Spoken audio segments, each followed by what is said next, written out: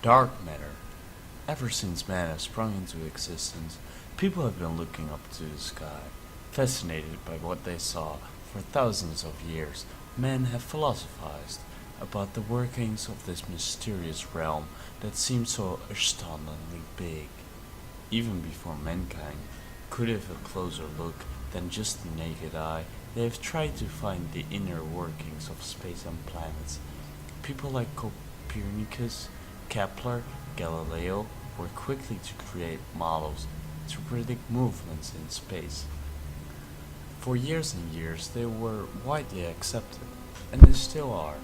However, when people started getting into more advanced physics and they were able to make more precise observations, something turned out to be off.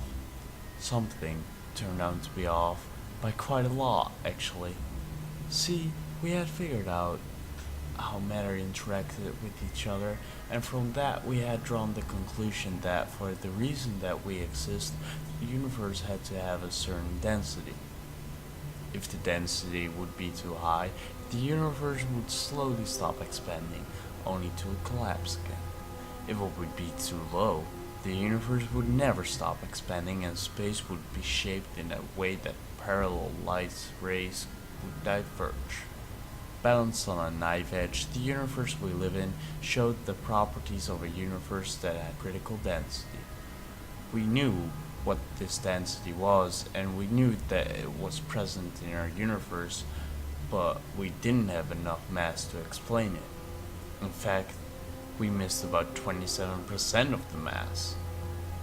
And so, the concept of dark matter was formed. Even today, this phenomenon baffles researchers day in, day out. Mid-Atlantic Ridge.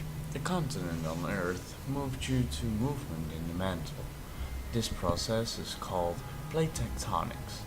As a result, some plates move towards each other, while others are divergent of it. The Mid-Atlantic Ridge is an example of a location where divergent tectonic plates are.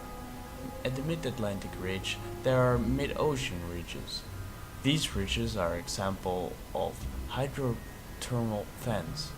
These vents, called white smokers and black smoke, release minerals from the mantle into the ocean.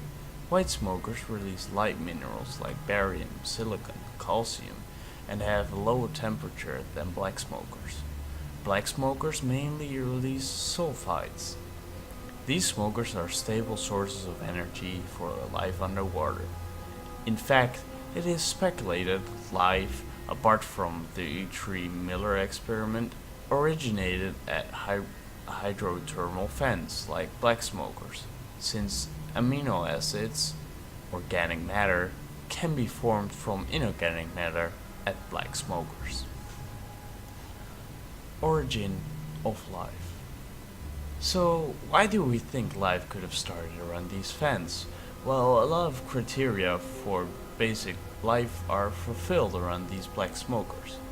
For one, the enormous heat coming from them makes a supply of free energy, and the smoke is a continuous supply of reactive carbon. The structure around the vent consists of holes, through which compartmentalization can take place. But this does not explain how cell walls came to be. This theory can also not directly explain how hereditary material and the origin of the genetic code came to be. This might be solved through the RNA world, but that is a story for another time. For now, we just have to conclude that much is still unknown, and that a lot will probably stay unknown. Created using Powtoon.